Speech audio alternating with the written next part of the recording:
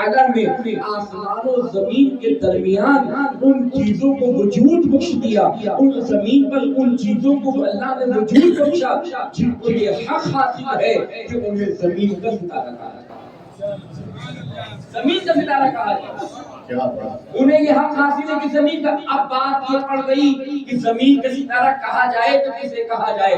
حضرت محی الدین ابن عربی آگے فرماتے ہیں جس طرح اللہ نے آسمان دنیا کو ستاروں سے روشن کرا ہے، ستارے ختم نہیں ہوتے ہیں، ستارے اپنی جگہ باقی رہتے ہیں، اسی طریقے سے اللہ تبارک و تعالی نے زمین کو اولیاء کرام کے مزارات سے روشن کرا ہے۔ یہ مثل ستارے ہیں، ان کی رونقیں ہمیشہ باقی رہتی ہیں، وہ تو کبھی دکھتے بھی نہیں، چھپتے ہیں، مگر یہ ایسے ہوتے ہیں جو ہمیشہ ظاہر نہیں ہوتے۔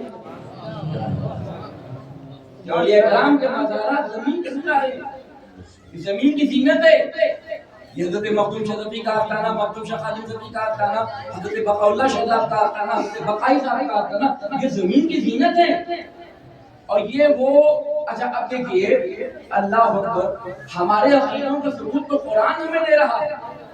اللہ کیا فرماتا ہے؟ چھپتے ہیں، توجہ دیجیے گا، چھپتے ہیں مٹتے نہیں ہیں، چھپتے ہیں مٹتے نہیں ہیں۔ پتہ یہ چلا کہ یہ اولیاء کرام اپنی ذاتی قضا سے اللہ تبارک و تعالیٰ کے حکم سے دنیا سے جب ہوتے ہیں تو یہ چھپتے ہیں، مٹتے نہیں ہیں، یہ اپنے مزارات میں ویسے ہی زندہ ہے۔ اللہ تبارک و تعالیٰ انہیں زندہ و جاودہ رکھا ہے، اس کی دلیل قرآن میں ہے کہ یہ چھپتے ہیں، مٹتے نہیں ہیں۔ یہی وجہ ہے کہ ہم یہاں بیٹھ کر غریب النواز سے عرضیہ پیش کر کے اجمیر میں ہماری فضیلت ہے۔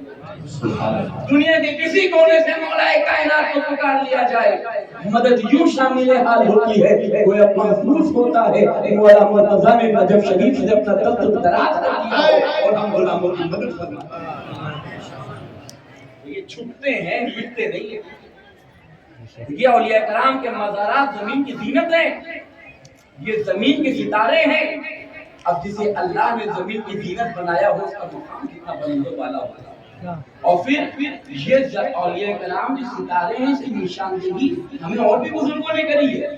میں اور سلاسل کے بزرگوں کا ادب و احترام کرتے ہوئے آگے بڑھتا ہوں اور اپنے اس شیخ کی طرف آتا ہوں جو ہمارے سلسلہ خادمیہ کے امام ہیں اور سلسلہ خادمیہ کے بانی ہیں، حضور مجدد سلسلہ صفویہ حضرت مخدوم شاہ خادم صفی رحمۃ اللہ تعالیٰ علیہ نے اسی کو نشاندہی فرمائی اور فرمایا اے لوگوں، جن 42 لوگوں کو میں نے اجازت و خلافت سے نوازا ہے، جن 42 لوگوں کو میں نے خلیفہ کیا ہے، جن 42 لوگوں کو میں نے خلافت سے نوازا ہے، سنو ان کی مثال ایسی ہے کہ یہ مثل آفتاب و مہتاب، میرے خلفاء آفتاب و مہتاب کی طرح ہیں۔ گویا حضرت شاہ خادم صفی ہمیں پیغام دے رہے ہیں، کہ بتا رہے ہیں، کہ سمجھا رہے ہیں، کہ درس دے رہے ہیں کہ میرے خلفاء جو ہیں، یہ ہمارا سلسلہ جو ہے، ان کے بزرگوں کے جو مزارات ہیں، یہاں پہ اس امید کے ساتھ مت جانا کہ ہدایت صبح ملے گی کہ شام کو ملے گی۔ آخر چاند اور سورج سے ہی کیوں مثال دی گئی؟ مثال کے لیے تو بہت سی باتیں موجود تھی، حضرت شاہ خادم صفی کسی بھی طریقے سے مثال دے رہے تھے، مگر اپنے سلسلے کے ان خلفاء کی مثال چاند و سورج سے کیوں دے رہے ہیں؟ دراصل یہ دو چیزیں ایسی ہیں جس کی ہر انسان کو ضرورت ہے، ہر جانور کو ضرورت ہے، ہر انسان کو سورج کی ضرورت محسوس ہوتی ہے۔ ابھی جاڑا چڑھنا جاتا ہے، آسمان کی طرف دیکھتے ہیں موسم اچھا ہے کہ نہیں ہے، سورج نکلے گا کہ نہیں نکلے گا، امید ہے کہ نہیں ہے، یہ دیکھنے کی ضرورت ہے انسان کو، جانوروں کو بھی سورج کی ضرورت ہے۔ اور جب دن شباب پہ ہوتا ہے اور ہم چاہتے ہیں کہ ہم اپنے جسم کو تھوڑا ریلیکس دیں، آرام دیں، ہم انتظار کرتے ہیں رات ہوگی تو سکون سے سوئیں گے۔ چاند کی ضرورت انسان کو ہے، سورج کی ضرورت انسان کو ہے، چاند کی ضرورت انسان کو ہے۔ گویا حضرت شاہ خادم صفی فرماتے ہیں میرے خلفاء آفتاب و مہتاب ہیں۔ گویا یہ ارشاد فرما رہے ہیں کہ دن کے اجالا ہو یا رات کا اندھیرا ہو، میرے خلفاء کے مزارات پر یا ان کی بارگاہ میں جب تم حاضر ہوگے، رات میں بھی ہدایت ملے گی اور دن میں بھی ہدایت ملے گی۔ ان کے فیض و برکات رات میں دن میں اثر ہوتے ہیں۔ عزیزان گرامی، استقبال ہے آپ کو عظیم سرزمین پر، جسے تاریخ میں مدینہ الاولیاء بقیع شریف کہا جاتا ہے۔ یہ وہ عظیم سرزمین جو بے انتہا بزرگوں سے منور و مجلہ ہے۔